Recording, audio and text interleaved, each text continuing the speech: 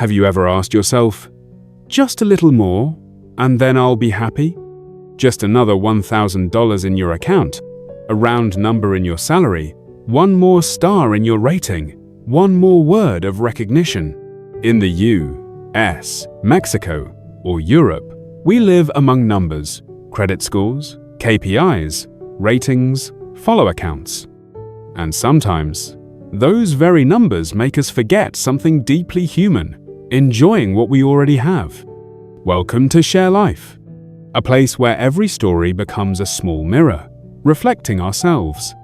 Here, we don't rush, don't judge. We simply listen to what life is trying to teach us through the stories around us. And from them, we discover what is worth holding on to understand, to grow, and to live better each day. I am nearly 50 years old now. I live in the suburbs of Houston, where summers are scorching hot and everyone is busy. In my neighborhood, there is a neighbor named Carlos, of Mexican origin, who works as a ride-hailing driver. In the past, every evening I would see Carlos sitting out on the porch with his wife and son. They ate simple dinners, laughed loudly, talked about all kinds of things. Their laughter made the whole row of houses feel less lonely. Then, one week, Carlos suddenly disappeared from the porch. The lights were still on, the car still came back, but the house was quiet. When I met him in the parking lot, he gave a polite smile and then looked back down at his phone as if watching something very important. I asked how things were, and Carlos sighed. I'm about to get a bonus if I keep my rating at 4.9, but I'm at 4.89. I'm only short by 0.01, sir. Does that sound strange to you? 0.01, a gap so small that we'd think it wasn't worth worrying about.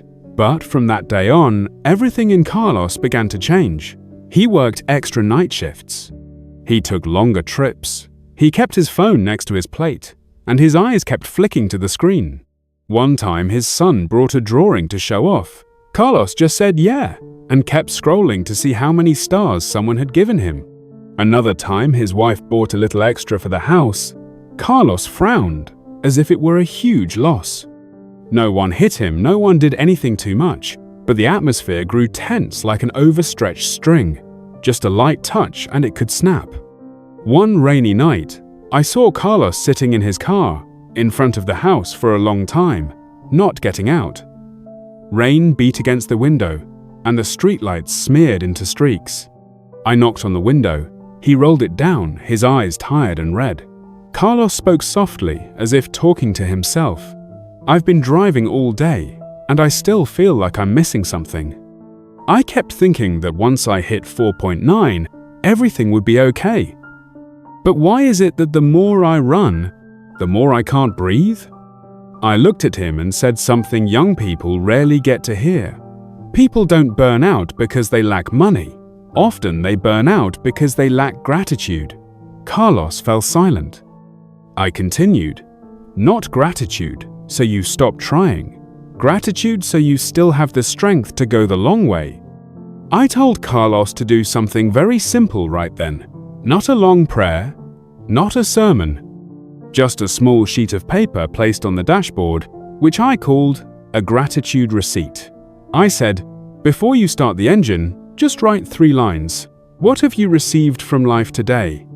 Carlos picked up the pen, embarrassed at first. Then he wrote slowly, my son is still healthy. He paused. Wrote again, my wife is still waiting for me to come home.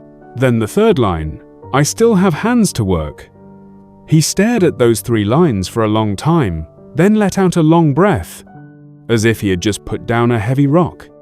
I also taught Carlos a 1-minute trick whenever his mind got pulled back to missing 0.01. See 5 things in front of you, touch 4 things around you, hear 3 sounds, smell 2 scents, and taste a sip of water. It sounds simple, but it pulls the mind back to the present, where the 99 things you already have are still intact. A few weeks later, I heard laughter on the porch again. Not because Carlos reached 4.9. In fact, he was still driving, still trying. But he began to allow himself to be happy even when things weren't perfect. He texted his wife one message each day, "Thank you for." He ate dinner without placing his phone on the table. He took his son out to play soccer, even though that day he might have missed a few trips. Carlos said something to me that I truly cherish. "Sir, it turns out I'm not lacking achievements. I'm lacking a pair of eyes to see what I already have." This story isn't meant to make you hate ambition. Ambition can take us far. But gratitude is what helps us go far without losing ourselves.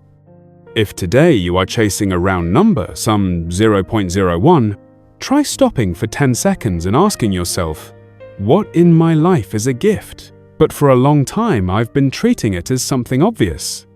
If you want, leave a comment. Right now, what is one thing you are grateful for? And if you feel this story brings you back to what matters, please like and subscribe to my channel, so we can practice together a small habit that can save an entire long day. Being grateful and enjoying what you have, while it is still in your hands. Thank you for taking the time to listen and for allowing me to accompany you through these past few minutes. Don't forget to subscribe so we can meet again in future stories. Wishing you peace and happiness.